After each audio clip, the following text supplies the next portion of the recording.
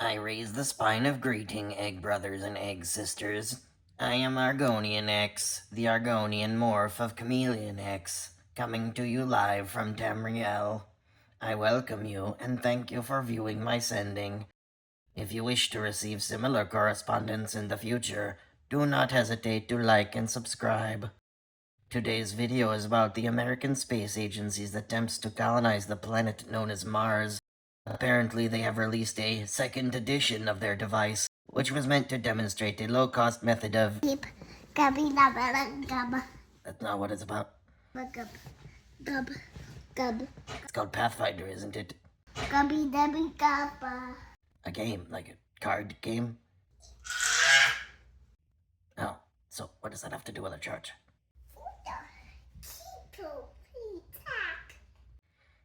Dry skins are very confusing. So my familiar has informed me that I was mistaken. Apparently this video is about something called Pathfinder 2nd Edition, which is a tabletop role-playing game. I cannot imagine why anyone would wish to roleplay as a table, but it's not my business to kink shame, as the hatchlings say. Have you met my familiar? His name is Clicky. He is a kitty. At least that is what the dry skin who sold him to me said. Apparently he is a very rare breed. He is hyperallergenic, as in dry skins are extremely allergic to him. Probably because of the spores. Obviously I, with my superior Argonian constitution and complete... Fine. Anyway, without further ado, let's do further. Nate who? What is the catchphrase? Never mind, just roll the clip. So, as a longtime player of D&D who has no previous experience with Pathfinder 1st Edition other than to skim the wiki a bit looking for stuff to rip inspiration for my DM's Guild products, I can't really speak to how much has changed between that and 2nd Edition Pathfinder. My only real point of reference here is playing D&D 5th, 4th, and literally just one session of 3.5. And between the three, the most close comparison is, ironically enough, 4E. The most obvious way in which Pathfinder 2e emulates 4th edition is in its powers. It doesn't call them powers, of course, it calls them feats, but effectively they're class powers, just like in 4e. Each class gets a unique set of special actions they can do, some of which refresh roughly in time for the next combat, while others can be done at will, and the most powerful stuff can only be used once a day. Almost every class has focus spells or some other similar ability that can be refreshed throughout the day, instead of having to take a long rest, just like with 4th edition's encounter powers. What PF2 does do, however, is work a bit to iron out one of the biggest wrinkles in the 4th edition system, redundancy. See, one of the biggest complaints about 4th edition D&D was that all the classes played the same. Well, I think this sentiment is greatly exaggerated, and the people who say this are missing a lot of nuance in the niches that each class fills. It does reflect an actual problem with 4th edition that became a lot worse as the edition wore on. In 4E, you got your powers from your class, and no class shared powers, even when it would make perfect sense for both of them to have the same one. For instance, fighters and wardens as defender classes would both like to have a power to push a guy 2 squares and knock them down. But instead of just making one power and giving it to both classes, each class had to have their own power that basically did the same thing. Not only did this make an unnecessarily huge number of powers as the edition continued, but it also shafted all the classes that came later in the edition, because they couldn't share any of the powers the devs had made for, say, the cleric or the druid. No, if they wanted more options, the designers would have to specifically publish powers for those classes to use, but due in part to a lack of options, the later classes were less popular and therefore got less attention from the devs, which means they got less options than the more popular classes, and so on. Now, part of this problem is fixed just by going back to shared spell lists like 3.5 and 5th edition have, and which Pathfinder 1st edition also had. But of course, this only works for the spellcasters, and one thing PF2 excels at is giving things for marshals to actually do. In practice, feats for martial characters in Pathfinder pretty much do what powers did for marshals in 4e. They help level the playing field and give non-casters fun and narratively impactful things to do, apart from I swing my sword, or I swing my sword harder. But in an improvement from 4th edition, PF2 allows different classes to share feats, so that they only have to print it once. This also ensures that as the edition continues, classes that come out later won't get shafted like those in 4E, because instead of having to come up with hundreds of unique powers that essentially do the same thing as existing powers, they could just write out a list of already existing feats and have these new classes have access to them. Compared to 5e, Pathfinder seems to come out on top as far as variety of actions, especially, like I said, for non-casters. Even with the additions WotC is making in 5.5, there's still a massive gulf between what casters and non-casters are allowed to get away with in D&D. In Pathfinder 2e, there seems to be far less of a disparity, so this is something I definitely think is a positive about the system. And we're back. I'm now standing in the lovely tropical paradise of High Isles in the Sisters Archipelago, but spelled wrong. It is a popular tourist destination with pristine white beaches, crystal clear waters, beautiful rolling hills, scalding volcanic vents, horny goat men, and cockroaches the size of horses. Also, there's the jungle prison where criminals are sent to Lord of the Flies each other to death, but I have been advised by the Board of Tourism that I'm not supposed to talk about that. Oh. Oops. Well, anyway, here is in the capital city of Gonfalon Bay. You can find anything an adventurous tourist would ask for. Good meals, a hotbed, a bustling artisan's quarter, an active marketplace with many exotic wares, skooma, also a table where you can lodge your loyal steed. This is my mount. He is a Durzog, kind of like Lizard Dog with the syllables switched around, because Bethesda is very creative and original. There are many sights to see here on High Isle, beautiful temples, impressive Breton architecture, and many art monuments, like this statue of Lady Calamari of Melange. She is celebrated for facing down the slavering hordes of hell dogs of Infernus, armed only with the rolled-up newspaper, pictured here. She saved the city by booping the snoots of hundreds of foes and telling them they were very bad boys. And here we have Threlek Motavier, the god of bartenders. Legend has it he was slain by Shazar when it was discovered he had been watering down the mead with urine. Having tasted Nord mead, I don't think I would have been able to tell the difference. But the most famous statue in Gonfalon Bay is the great Colossus of Benduolu, which has stood in this bay for hundreds of years, drawing travelers from all across Tamriel to see the masterful work of art that has been preserved for... Jesus, hist! Wow. Okay, let's, just play the next clip. So, another issue that Dungeons & Dragons has had to contend with, especially in 3.5 and now again in 5e, was the issue of multiclass dips.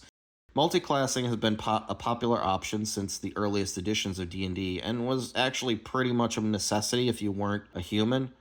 Elves, dwarves, and other races in the TSR era had a level cap, after which you couldn't advance any further in your chosen class. If you wanted to keep going, you pretty much had to start leveling another class. And since certain races could only play certain classes back then, your choice of combinations were extremely limited. The main benefit of being a human in these editions was that you could play any class and achieve any level in that class without restrictions, provided you met the ability score prerequisites, which is a whole other can of worms, but whatever. 3rd edition axed this entire concept and opened up multiclassing to the masses. Though certain races still favored certain class combinations, giving you bonus XP toward gained levels in that class, there was no longer any overt restrictions barring you from being, for instance, a dwarf wizard or a gnome barbarian or an elf cleric, etc. But with this expansion of choices arose the specter of multiclassing, and among the most feared tools in its arsenal was the multiclass dip. See, D&D classes have a tendency to be front-loaded with features, and for good reason. The features unique to each class are meant to ground you in the fantasy of the world. The mechanics, ideally, invoke the feeling of being an erudite mage, a tough and efficient warrior, or a serial sex pest. It cheapens the experience of playing a character when you have to wait 4 or 5 levels for all of your core features to come online. If you're playing a fighter but you can't do the things fighters are supposed to do until the campaign is halfway over, then are you really playing a fighter? For this reason, character classes in D&D usually gain most of their core features in the first 2 or 3 levels, with later features generally just building on the ones that came before, or offering new ways to use the tools you already have. This is effective for storytelling and immersion, but it becomes a problem with the way multiclassing has traditionally worked in Dungeons & Dragons, and also in 1st edition Pathfinder.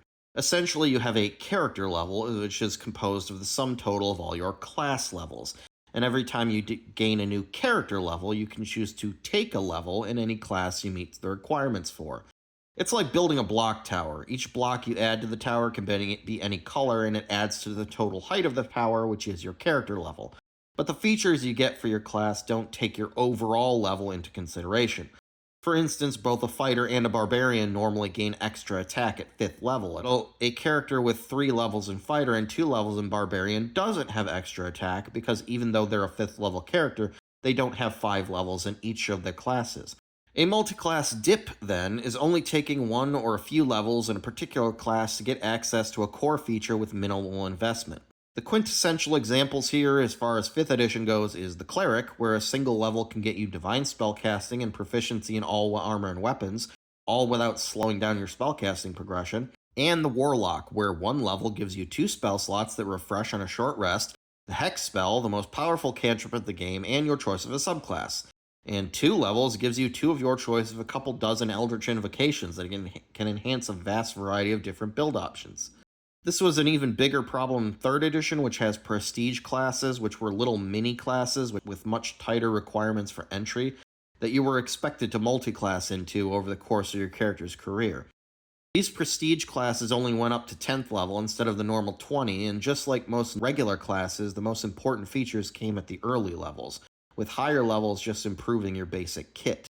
The design of these prestige classes, therefore, pretty much encourage you to mix and match levels from multiple different class options to construct the best possible combination of features for your character.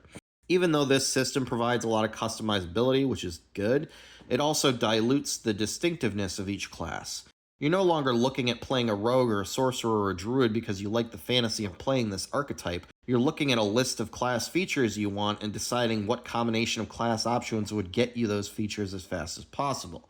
5th edition's partial solution to this problem was to stretch out class progression, so that most classes don't come online with their full kit until around level 5, with some not really hitting their stride until around level 7 to 10, when the vast majority of campaigns are coming to a close. This makes the problem less dire than a 3rd edition, but as I mentioned above, there are still some obvious dips that are generally known to be optimal for a wide variety of builds. It also forces players to go much longer stretches of time, often months in real time, before getting to play the characters they actually wanted to play from level 1. Now, both 4th edition and Pathfinder 2e settle on the same solution for this problem, and that is by fundamentally changing the way multiclassing works. The class you choose at 1st level is the one you're stuck with. If you start as a fighter, you're always going to be a fighter, and every time you level up, you're going to get the features a fighter gets. However, you can also choose to dabble in other classes by taking what Pathfinder calls a dedication feat, and 4e just calls a multiclass feat. These feats grant you specific features that are otherwise iconic to a particular class, like the rogue's sneak attack or the druid's wild shape, the monk's flurry of blows, and so on. However, not only are these features more limited in scope than the ones handed out to members of the actual class, but they require you to take further feats to improve those abilities or gain other abilities from the same class. So you can't just gain everything a cleric gets by taking a single level of cleric, you have to take a feat to get each individual feature piecemeal, and every feat you take for this purpose is a feat you could have spent on something else, meaning there's a significant resource cost involved either way. The advantage of this system is that each class retains its unique identity. Multi-class characters are never going to get the full suite of abilities that a single-class character gets, and PF2 can now grant each class all of their core features at extremely low levels. Compared to 5th edition, a character in Pathfinder usually gets 3 or 4 major features at 1st level, whereas a 5e character gets like 2 or 3 at most. Pathfinder 2 characters also gain features way more quickly because they don't have to worry about those features getting poached by min-maxers with just a quick 1 or 2 level dip. You have to use a class feat to get multi-class features, and you only get a class feat every few levels. Each time you use a class feat to multi-class, you're also not using that feat to improve your main class, so there's a trade-off. It's not a strictly better option than not multi-classing. The only major difference I can see between 4th edition and Pathfinder 2e in this regard is that 4e limits each character to one multiclass only, Unless you're a bard, you can only ever take multi-class feats for a single class. In 4E, one of the perks bards get is, in fact, the ability to take multi-class feats from any number of classes. Granted, later on, the 4th edition added the hybrid rules, which were more like traditional multi-classing. You had to choose a hybrid class at first level, though, and you were stuck to only those classes as you leveled up. Each hybrid class entry told you what features you got, which were invariably more limited versions of the non-hybrid features, and then you were forced to spread your powers evenly between your classes as you leveled up. It was really clunky and easy to screw up if you didn't plan ahead, but it did interface with the normal multiclassing system.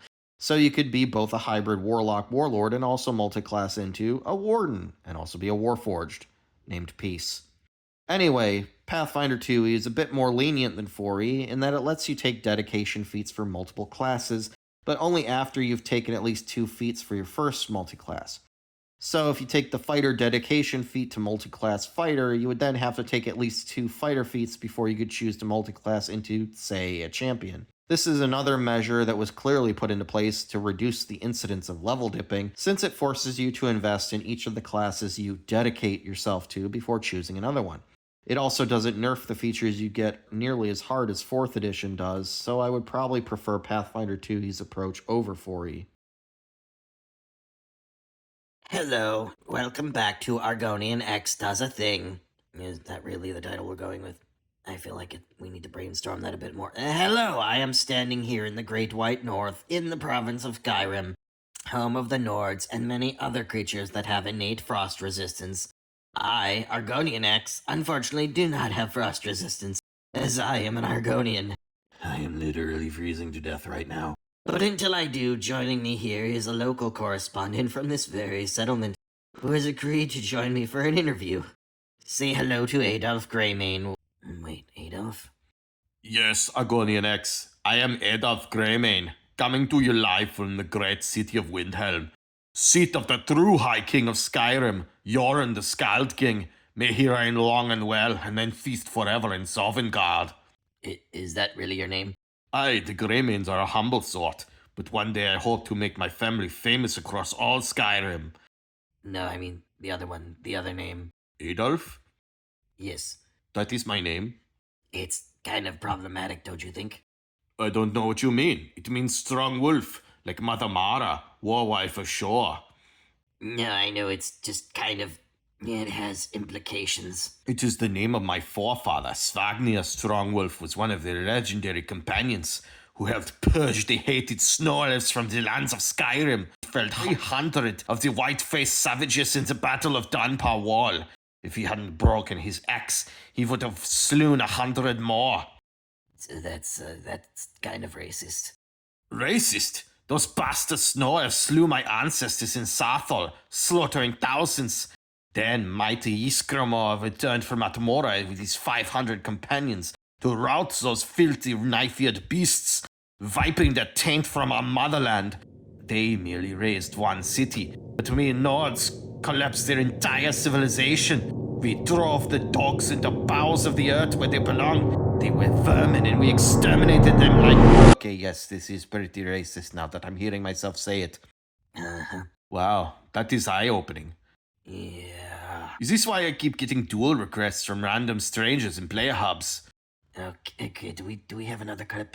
And the comments on the chat board. I thought they were talking about Dwemer Ruins. You know, 'cause of the Steam. Can we see the next clip soon? Oh, I just got a guild invite. Oh no. The Alien Brotherhood. Is that something like the Dark Brotherhood? Play the next clip, please. From my extremely limited experience in playing Pathfinder 2e and my much more extensive experience playing D&D, I can say that PF2e seems to be much faster than any edition of the latter that I personally witnessed. Starting with 3rd edition, Dungeons & Dragons has moved toward a system of codified action types where each player gets an allotment of actions at the start of each of their turns, which they can choose to spend, almost like being dealt a hand of cards and then choosing which of them to play each turn. Over the editions, these actions have had various names: standard action, minor action, bonus action, swift action, reaction, immediate interrupt, opportunity action, free action, move action, and so on. All these different things you could do require different types of actions to pull off, so round after round you have to make sure you remember which of your abilities costs a standard move or bonus action or a reaction, so that you can get the most out of your action economy. There's few things worse than realizing that you had some power you could have used as a minor action on your turn, but you didn't use it because you forgot and thought it took a standard action instead. If your GM is nice, they might let you retcon it a first couple times, but eventually you're just going to have to memorize it. In Pathfinder 2e, they just boil all this down to its simplest form. You get 3 actions and a reaction. That's it. All actions are the same, and basically everything you can do requires the same type of action. There's no juggling of different powers or remembering which power takes what kind of action, etc. Your turn comes up, you do your 3 actions, and then your turn is over. In theory, this streamlines the action economy and also cuts down a bit on deliberation, since you're not looking through your spell list seeing if there's anything you can do as a bonus action each turn, so you don't waste it. Of course, in practice, this might not be that big a deal, since you still have to decide what option is worth spending your limited number of actions on. I, for instance, played a druid. Wild Shape in Pathfinder 2e is a spell, and thus, like the vast majority of spells, it costs 2 actions. Since movement takes an action, and so does attacking, it is thus effectively impossible to move up to an enemy, Wild Shape, and then attack that enemy, all in the same turn. In 5th edition, by contrast, this is a trivial matter for a Circle of the Moon Druid, who can Wild Shape as a bonus action, move up, and then use your action to attack. Unless I'm missing something, there doesn't seem to be any equivalent of the quick Wild Shape feat in 2nd edition Pathfinder. Using Wild Shape is always 2 actions, so you pretty much have to already be next to the enemy on the turn you used it, or have to spend your 3rd action moving instead of attacking. Another difference between Pathfinder and D&D is that the former appears to codify everything. Similar, once again, to 4th edition, PF2E encodes virtually everything with keywords and traits that all have specific rules attached to them. Each potential action you could take in combat, like strike, move, jump, interact, push, grab, using skills, and so forth, has a specific name that has rules for how to resolve it. 5e is much more loosey-goosey with the vocab, using plain language more often than gamist lingo, and only rarely using specific terminology like the schools of magic, or making an attack versus using the attack action to make distinctions in the rules.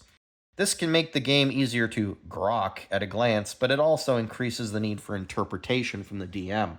Rules as written versus rules as intended is such a debated concept that even having the game's designers go on record and literally tell the community what they meant for a given rule wasn't enough to stop some people from disagreeing over what a specific feat or spell can do. Hell, even the developers of the game sometimes disagreed over the proper reading of specific parts of the rules.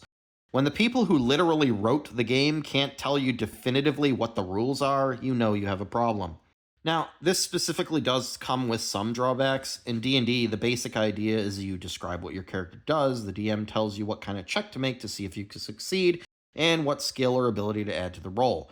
The pressure is mostly on the DM to come up with a resolution mechanic based on the examples given in the written rules and their own judgment. This leads to ambiguity, differences between tables or between sessions, and possible opportunities to fudge the rules in an unfair or inconsistent manner. PF2's system places more of the onus on the player to remember the list of possible actions they can take in combat, and to know the various resolution mechanics associated with each possible move. If you don't know how your abilities work, the only recourse is to look it up at the table. This could, in theory, bog things down significantly. Since Pathfinder is far more focused on build optimization and player options in 5e, your character is also probably going to have a lot more mechanical bits and bobs going into their round-by-round actions, especially if you compare a D&D fighter to a Pathfinder one.